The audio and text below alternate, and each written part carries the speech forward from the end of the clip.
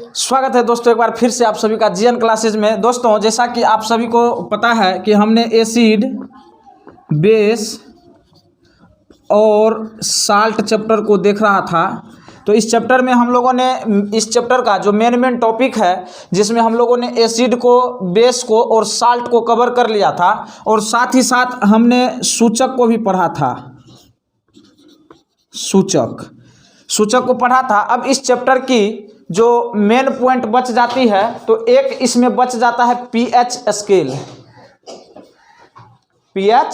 Scale. दोस्तों अगर हम बात करें पीएच स्केल की तो पीएच स्केल होता क्या है, इसका काम कहाँ होता है, इसका यूज कहाँ होता है, इसका खोज किसने किया था, तो अभी हम इस सभी टॉपिक पर बात करेंगे। अदरवाइज हम लोग देखते हैं यहाँ पर हम लोग देखते हैं पीएच स्केल। तो पीएच स्केल में जो बाबू ये पी होता है इसका अर्थ होता है पुशांश, पी फोर पुशांश, जिसका अर्थ होता है शक्ति, पावर, जिसका अर्थ क्या होता है शक्ति। और ये H4 होता है हाइड्रोजन। इसका मतलब पीएच स्केल एक ऐसा स्केल होता है जो हाइड्रोजन की शक्ति को निरूपित करता है, और अगर हम इसे किसी जलीय विलयन में देते हैं तो वो जलीय विलयन में जाने के बाद H+ आयन की सांद्रता बताता है। तो इसका डिफिनेशन होता है वैसा स्केल जो किसी विलयन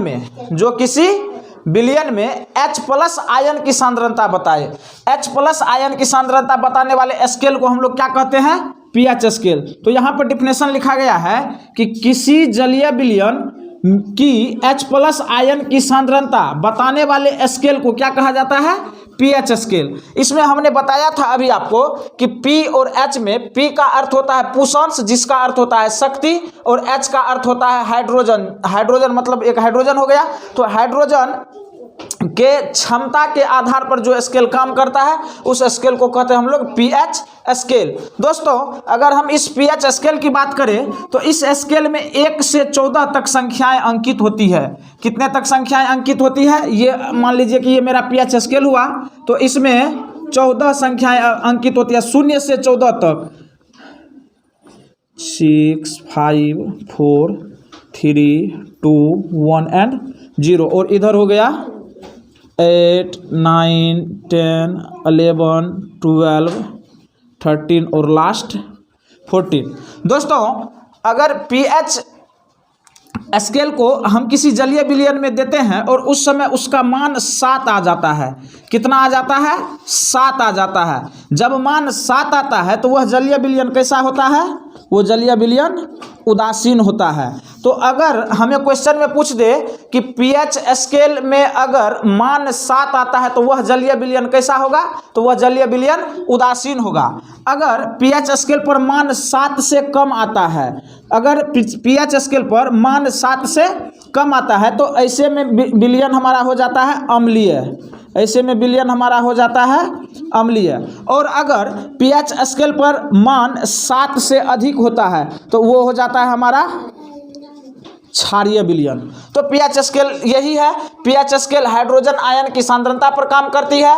पीएच स्केल में P का अर्थ होता है पुशांश, जिसका अर्थ होता है शक्ति, और H का अर्थ होता है हाइड्रोजन, यानी हाइड्रोजन आयन की क्षमता बताने वाले स्केल को हम लोग पीएच स्केल कहते हैं।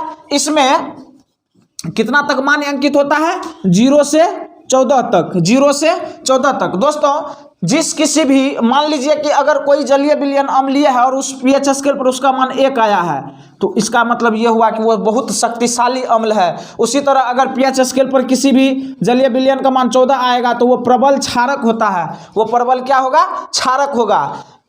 और उदासीन विलयन का पीएच मान कितना, 7।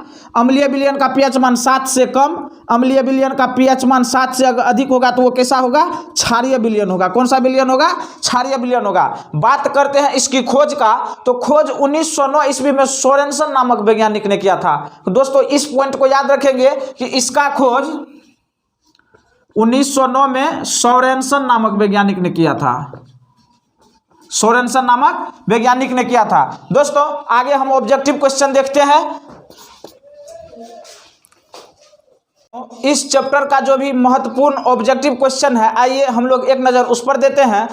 ये क्वेश्चन आपको परीक्षा के दृष्टि से बहुत ही ज़्यादा महत्वपूर्ण है। अगर आपने इस चैप्टर का थ्योरी पार्ट नहीं पढ़ा है तो डिस्क्रिप्शन में आपको सभी वीडियोज़ का लिंक मिल जाएगा, आप लोग वहां पर जाएंगे, देखेंगे तो निश्चित तौर पर आपको ये सारी चीज़ समझ में आएगी। और अगर आप इस चैनल पर नए हैं तो चैनल को लाइक करेंगे, सब्सक्राइब करेंगे, कॉमेंट करेंगे। और देखिए हम चलते हैं ऑब्जेक्टिव क्वेश्चन पर। तो दोस्तों पहला क्वेश्चन हमसे पूछा है कि इसमें से चींटी का डंक में कौन सा अम्ल होता है। तो हम बताना चाहते हैं कि चींटी का जो डंक है उसमें एक अम्ल पाया जाता है जिसका नाम है मेथोनोइक अम्ल, जिसके वजह से जब चींटी हमें डसती है यानी काटती है, डंक मारती है, तो उस चींटी के मुंह के द्वारा, लार के द्वारा हमारे शरीर में मिथेनोइक अम्ल आ जाता है और हमें काफ़ी ज़्यादा जलन महसूस होती है। इस चींटी के डंक के साथ साथ वो अम्ल एक और चीज़ होता है, नेटल के पौधा। नेटल के पौधा में भी वो अम्ल पाया जाता है और उस अम्ल का नाम है मेथोनोइक अम्ल। क्या नाम है? मेथोनोइक अम्ल। तो क्वेश्चन हमसे पूछा है चींटी के डंक में कौन सा अम्ल पाया जाता है। तो चींटी के डंक में दोस्तों कौन सा अम्ल पाया जाता है? मिथेनोइक अम्ल। कहता है टार्टेरिक अम्ल निम्नलिखित में से किसमें पाया जाता है। तो टार्टेरिक अम्ल किसमें पाया जाता है? टमाटर में पाया जाता है। किसमें पाया जाता है? टमाटर में पाया जाता है। तो क्वेश्चन नंबर 2 का सही आंसर ऑप्शन ए टमाटर। कहता है कि टूथपेस्ट कैसा होता है। तो दोस्तों टूथपेस्ट हमारा ना ही उदासीन होता है ना ही अम्लीय होता है। टूथपेस्ट हमारा कैसा होता है? टूथपेस्ट हमारा क्षारीय होता है। कैसा होता है? क्षारीय होता है। कहता है संगमरमर का रासायनिक सूत्र क्या है। तो आप सभी जानते हैं कि संगमरमर को हम लोग चूना पत्थर भी कहते हैं, चूना पत्थर भी कहते हैं, और चूना पत्थर को कैल्शियम कार्बोनेट भी कहा जाता है। क्या कहा जाता है? Calcium carbonate, calcium carbonate. और दोस्तों इसका सूत्र होता है CaCO3। तो इसका आंसर हो जाएगा CaCO3। अदरवाइज हम और सभी ऑप्शन में इसकी बात करते हैं तो उसका नाम हो गया जैसे MgCO3 magnesium carbonate, MgCO3 magnesium carbonate. उसके बाद है CaHCO3 का होल ट्वाइस, CaHCO3 का होल ट्वाइस। इसका नाम हो गया कैल्शियम बाइकार्बोनेट। इसका नाम हो गया मैग्नीशियम बाइकार्बोनेट। इसका नाम हो गया कैल्शियम बाइकार्बोनेट और इसका नाम हो गया मैग्नीशियम बाइकार्बोनेट, मैग्नीशियम बाइकार्बोनेट। तो दोस्तों ये चौथा का हमारा आंसर क्या हो गया? CaCO3 calcium carbonate, MgCO3 magnesium carbonate, CaHCO3 का whole twice calcium bicarbonate, MgHCO3 का होल ट्वाइस मैग्नीशियम बाइकार्बोनेट। तो दोस्तों अगला क्वेश्चन हमसे पूछा है कि बेकिंग पाउडर का अनुसूत्र क्या है। तो दोस्तों बेकिंग पाउडर का अनुसूत्र NaHCO3, बेकिंग पाउडर का अनुसूत्र NaHCO3 कह रहा है कि जब कैल्शियम क्लोरीन के साथ अभिक्रिया करती है तो क्या बनाती है। तो दोस्तों जब कैल्शियम क्लोरीन के साथ अभिक्रिया करती है तो कैल्शियम क्लोराइड बनाती है। क्या बनाती है? Calcium chloride. कह रहा है हमारा शरीर pH के कितने परास के बीच कार्य करता है। तो हमारा शरीर pH के 7 से लेकर 7.8 परास के बीच काम करती है। एक बार फिर से देखें बेकिंग पाउडर का अनुसूत्र NaHCO3। जब कैल्शियम क्लोरीन के साथ अभिक्रिया करती है तो क्या बनाता है? तो कैल्शियम क्लोराइड बनाता है। जब हमारा शरीर कितने परास के बीच काम करती है? तो pH के 7 से 7.8 परास के बीच हमारा शरीर काम करती है। आइए आगे देखते हैं। तो दोस्तों अगला क्वेश्चन हमसे पूछा है कि धोबिया सोडा का रासायनिक सूत्र क्या है। तो इससे पहले आप लोग धोबिया सोडा जाने तो इसका हम और सब नाम बता देते हैं। तो दोस्तों धोबिया सोडा का ही नाम एस सोडा भी है, एस सोडा। धोबिया सोडा का ही नाम क्या है? एस सोडा है। और इसी का नाम सोडियम कार्बोनेट भी है, सोडियम कार्बोनेट, सोडियम कार्बोनेट। तो अभी तक हमने 3 नामों के बारे में जाना। पहला नाम धोबिया सोडा, दूसरा नाम एस सोडा, तीसरा नाम सोडियम कार्बोनेट। दोस्तों एक नाम और इसका है sodium carbonate decahydrate, sodium carbonate decahydrate, sodium carbonate decahydrate. तो दोस्तों ऑप्शन में देखेंगे डेका मतलब 10 होता है, किस अनुसूत्र के साथ 10 जुड़ा है? तो दोस्तों ऑप्शन नंबर बी, हमको यहाँ पर 10 डेकाहाइड्रेट यानी जल का 10 गो परमाणु जुड़ा है। तो धोबिया सोडा का रासायनिक सूत्र क्या हो गया? Na2CO3 10H2O। अगला क्वेश्चन कह रहा है कि अमोनियम क्लोराइड का जलीय विलयन क्या होता है? तो दोस्तों हम आप सभी को बता देना चाहते हैं कि ये जो अमोनियम क्लोराइड है इसको हम लोग नौसादर भी कहते हैं।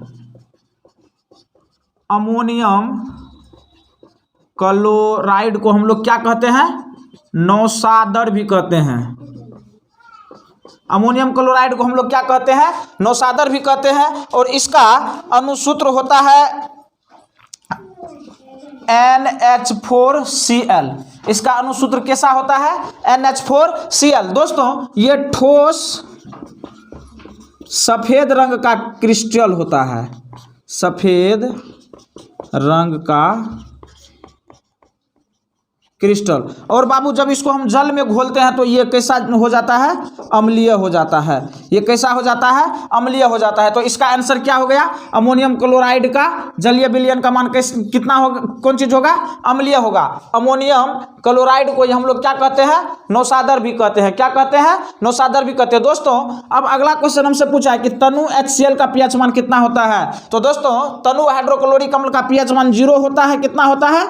0 होता है। और अगला क्वेश्चन करा है क्वेश्चन नंबर 11, उदासीन विलयन का pH मान कितना होता है? तो आप सभी को पता है दोस्तों, अभी अभी हमने बताया है कि जो भी pH स्केल पर अगर किसी विलयन का मान 7 आता है तो वो विलयन कैसा होता है? उदासीन होता है। अगर किसी जलीय विलयन का मान 7 से कम आता है pH स्केल पर तो वो अम्लीय विलयन है। और अगर किसी जलीय विलयन का मान 7 से अधिक आता है तो वो कैसा विलयन है? क्षारीय विलयन है। तो निश्चित तौर पर ये कैसा विलयन, उदासीन विलयन का pH मान कितना हो जाएगा? 7 हो जाएगा। दोस्तों आशा है कि आपको ये वीडियो पसंद आएगा। अगर आपको ये वीडियो पसंद आए तो चैनल को लाइक करेंगे, सब्सक्राइब करेंगे और कमेंट करेंगे। धन्यवाद।